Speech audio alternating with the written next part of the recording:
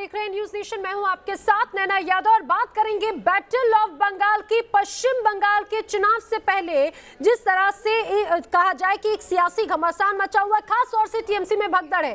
दरअसल आज अमित शाह जिस तरह से वर्चुअल रैली को संबोधित कर रहे हैं हावड़ा में, इस दौरान जो उन्होंने बात कही उससे टीएमसी की चिंता बढ़ना लाजमी है। दरअसल अमित शाह ने कहा है कि ममता बनर्जी चुनाव आते आते अकेली रह जाएंगी। कुछ देर पहले हावड़ा में वर्चुअल रैली संबोधित करते हुए अमित शाह ने ममता बनर्जी पर जबरदस्त हमला बोला। उन्होंने कहा कि केंद्र की योजना को ममता बनर्जी बंगाल में लागू नहीं करती। बंगाल के उद्योग धंधे बंद पड़े हुए हैं। ममता से नाराज होकर ही अब टीएमसी उनके ही साथी छोड़ रहे हैं। अमित शाह ने किस तरह से निशाना साधा ममता बनर्जी पर, सुनिए आप भी। हम सब मिलकर बंगाल में अगली बार भारतीय जनता पार्टी की पूर्ण बहुमत की सरकार बनाएंगे और ये तृणमूल कांग्रेस को उखाड़ कर फेंक देंगे।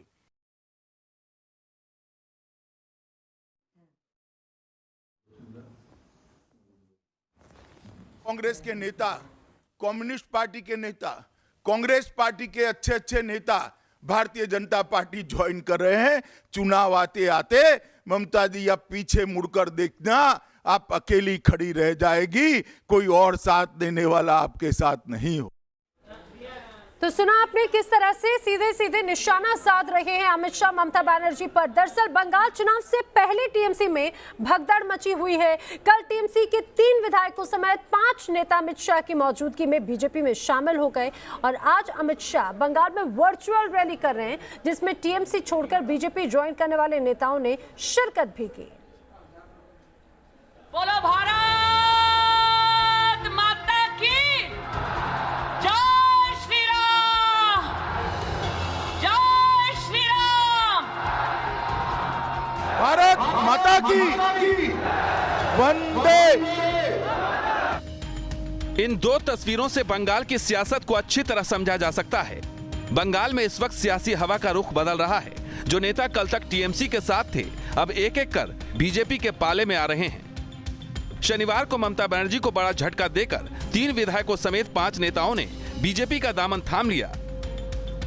जिन्होंने ममता का साथ छोड़ा है उनमें ममता सरकार में मंत्री रहे राजीव बनर्जी, विधायक वैशाली डालमिया, प्रवीर घोषाल, हावड़ा के पूर्व मेयर रथिन चक्रवर्ती और पार्थ सारथी शामिल हैं। टीएमसी के इन बागी नेताओं ने दिल्ली में गृह मंत्री अमित शाह की मौजूदगी में बीजेपी की सदस्यता ग्रहण की। सोनार बांग्ला बनेगा, मोदी बनाना ही है। मोदी जी का नेतृत्व में, अमित शाह जी का नेतृत्व में एकदम से बनाना है। देखिए टीएमसी में हम लोग बहुत आशा लेके आए थे, लेकिन कुछ भी नहीं हो पाया। पब्लिक का कुछ सेवा भी नहीं कर पाई। दिल्ली में गृह मंत्री अमित शाह से मिलवाने के लिए टीएमसी के इन दिग्गज नेताओं को विशेष विमान से दिल्ली लाया गया था। इसके बाद फिर से शाम को ही ये नेता चार्टर्ड विमान से बंगाल के लिए रवाना हो गए। आज हावड़ा के डोमजूर विधानसभा क्षेत्र में बीजेपी ने अपने मंच पर इन नेताओं को लाकर साफ संदेश दे दिया कि अब टीएमसी में कोई बचने वाला नहीं है। जिस प्रकार से बड़ी मात्रा में तृणमूल कांग्रेस के नेता, कम्युनिस्ट पार्टी के नेता, कांग्रेस पार्टी के अच्छे अच्छे नेता भारतीय जनता पार्टी ज्वाइन कर रहे हैं। चुनाव आते आते ममता जी आप पीछे मुड़कर देखना, आप अकेली खड़ी रह जाएगी, कोई और साथ देने वाला आपके साथ नहीं होगा। बंगाल में चुनावी साल है, लेकिन चुनाव से पहले जिस तरह टीएमसी के कद्दावर नेता ममता का एक एक कर साथ छोड़ रहे हैं उससे बीजेपी का कॉन्फिडेंस हाई है, तो वहीं टीएमसी में खलबली है। जय श्री राम, जय श्री राम। हमने उन्हीं कार्यकर्ताओं को लिया है जिन्होंने ईमानदारी से जनता की सेवा की है। ऐसे लोग जो सिंडिकेट राज में शामिल थे, ऐसे लोग जो माफिया राज में शामिल थे, हमने उनको सम्मिलित करने से मना कर दिया। और इसलिए अच्छे लोग जो टीएमसी में काम नहीं कर पा रहे थे और एक सोनार बांग्ला का जिन्होंने सपना देखा है, वो मोदी जी के नेतृत्व में आने वाले समय में हमारी सरकार बनेगी, सोनार बांग्ला बनाएंगे। दरअसल इस बार बंगाल जीतने के लिए बीजेपी ने पूरा जोर लगा दिया है।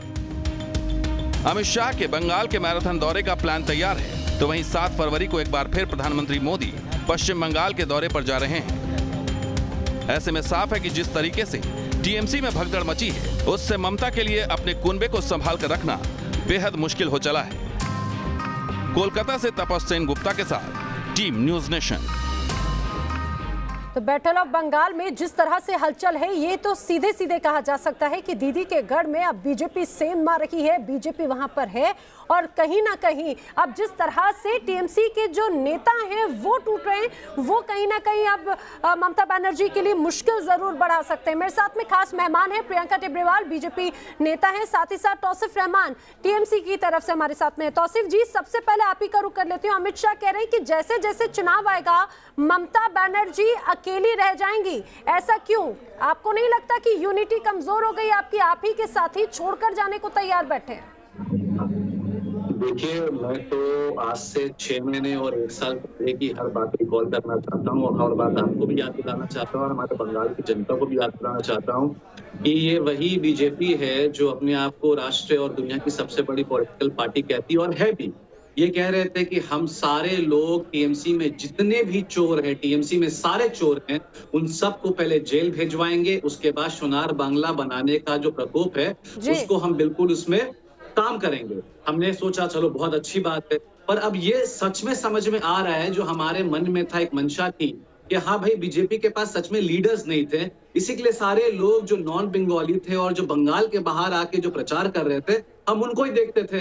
मगर आज ये स्पष्ट हो गया और समझ में आ गया है कि सच में बीजेपी के पास कुछ नहीं था। तो आप जिनको चोर बोलते थे, मैं नहीं कहता, मैं आज भी राजीव दा को और वैशाली तो दालमिया तो मेरी बहन है, मैं ऑन टेलीविजन कह रहा हूँ, मैं आज भी कहता हूँ कि वो चोर नहीं है। मगर आज जिनको आप चोर कहते थे राजीव बनर्जी को, वैशाली दालमिया कह रही है कि उन्हें टीएमसी में रहते हुए काम नहीं करने दिया गया, वो काम नहीं कर पाई, काम नहीं कर पाई, उनको ही ले लिया। मगर सबसे बड़ा चोर उनमें मुकुल रॉय और शुभेंदु अधिकारी था, उनको आपने सबसे टॉप में बिठा दिया, उन्हीं चोर को जो आप चोर कहते थे। मैं नहीं कह रहा हूं, मगर आप उनको भी ले लिए। तो कहीं ना कहीं ये बंगाल की जनता हंसी मजाक कर रही है और हंस रही है, सच में बता रहा हूं मैं आपको, हंस के कह रही है कि आप मुझे ये बताइए कि हम वोट किसको देंगे, हमें तो टीएमसी को ही वोट देना पड़ेगा, क्या करें? मुझे तो पता है, बहुत फनी सिचुएशन हो गया। इसका जवाब प्रियंका जी से हम जरूर लेंगे, लेकिन सबसे बड़ा सवाल तो अब टीएमसी के लिए भी है कि वो अपनी जमीन कहीं ना कहीं कमजोर करते जा रही है। आप मानते ही है, क्योंकि आप ही के जो कई बड़े नेता हैं पिछले कुछ समय में बड़े चेहरे 15 से 20 चेहरे आपको छोड़कर बीजेपी में शामिल हो चुके हैं। क्या हो गया? वो काम ही नहीं कर पाए, उनका काम करने का दिल नहीं था, उनको कुछ और करना था। तो शायद बीजेपी में जाके देखिए, किसी को भी 50-100 करोड़ रुपया दीजिएगा तो वो क्या करेगा? वो तो अपना आत्मा बेच आप ये कह रहे हैं कि तोड़ने की राजनीति हो रही है? बिल्कुल, यहाँ पर तो देखिए हॉर्स ट्रेडिंग पहले ही शुरू हो गया है, क्योंकि उनको पता था कि हॉर्स ट्रेडिंग बाद में शुरू नहीं हो सकता, क्योंकि ये बिहार और उत्तर प्रदेश नहीं है। प्रियंका जी, गंभीर आरोप है। पहला तो ये कि तोड़ने की राजनीति, दूसरी चीज ये कि पहले जो चोर नजर आते थे अब वो पाक साफ हो चुके हैं बीजेपी में आके। सारी बातों का एक एक करके जवाब दूंगी जी नैना जी। तो पहली बात तो ये, आरोप जो है उनको साबित करना पड़ता है। जो पैसा और अमाउंट इन्होंने तौसीफ साहब ने बताया, हो सकता है ये लोग इस अमाउंट पर बिलीव करते होंगे, ये करते होंगे ये काम। बीजेपी को ये सब करने की दरकार नहीं है, क्योंकि आप ये देखिए, आज अगर टीएमसी इतनी मजबूत है, इतनी अच्छी पार्टी थी, इतना लोगों के लिए काम किया, तो उनके घर के ही लोग जो खुद मंत्री पद पर बैठे हुए हैं, वह मंत्री पद से रेजिग्नेशन देकर के बीजेपी ज्वाइन कर रहे हैं। तो इसमें 2 शब्द हैं जिसको कहते हैं समर्थन और समर्पण। दोनों ही शब्दों की बहुत बड़ी भूमिका है राजनीति में। कैसे हैं? देखिए, पार्टी की जो विचारधारा होती है उसको अगर लोग मानते हैं तो समर्पित होकर के लिए लोगों के लिए काम करने की चेष्टा करते हैं, वो अपना समर्पण दिखाते हैं। और जब ये देखते हैं कि लोगों ने अपना समर्थन खींच लिया है, लोग अब उस पार्टी को नहीं मान रहे क्योंकि उनकी विचारधारा में कमजोरी है, क्योंकि ये खुद के नेता जो है जब पार्टी छोड़ करके जा रहे हैं तो वो ये समझ गए हैं कि लोगों के लिए उनको काम नहीं करने दिया जा रहा, तो जनता भी इस चीज को समझ गई है, तो फिर समर्पण कैसा? तो वो पार्टी को त्याग रहे हैं। तो ये जो पैसे की बात कर रहे हैं ये सब बेफालतू बातें हैं, क्योंकि मैं आपको बताती हूँ, आज जिस वैशाली डालमिया जी ने ज्वाइन किया है वो एक अच्छे समर्थ परिवार से आती हैं, तो इन सारी बातों का तो कोई मायने नहीं। दूसरी बात, जिनको ये कह रहे हैं कि हम उन्हें चोर कहते थे और हमने पार्टी में ले लिया, तो मैं तो इनसे कहती हूँ कि जो जिस चीजों के ऊपर बेस करके ये इन्वेस्टिगेशन चल रही थी उसमें तो बॉबी हकीम का नाम भी सबसे आगे था। आज भी बॉबी हकीम ममता बनर्जी के बगल में घूम रहे हैं, तो अगर आप मानते हैं कि वो चोर है तो अभी भी उसको मंत्री क्यों बनाए रखा है? अगर आप मानते थे कि शुभेंदु अधिकारी चोर हैं या चोर थे, तो आपने 5 साल उनको मंत्री क्यों बनाए रखा? लेकिन इसका प्रियंका जवाब जी, दीजिए लेकिन मुझे। प्रियंका जी, सवाल तो ये भी खड़ा होता है, सवाल तो ये भी खड़ा होता है कि उन्हीं को पहले, अगर आप उन्हीं को जेल भेजने की बात कहते हैं, उसके बाद में अगर वो आप ही की पार्टी में शामिल होते हैं, चलिए इस पर चर्चा आगे करें, लेकिन उससे पहले स्मृति ईरानी की बात कर लेते हैं। स्मृति ईरानी दरअसल आज पश्चिम बंगाल में ममता बनर्जी पर जमकर हमला बोलते हुए नजर आई। उन्होंने कहा कि ममता बनर्जी को जय श्री राम के नारे से बैर है, जय श्री राम के नारे से डरती है ममता बनर्जी। स्मृति ईरानी ने बड़े आरोप लगाए।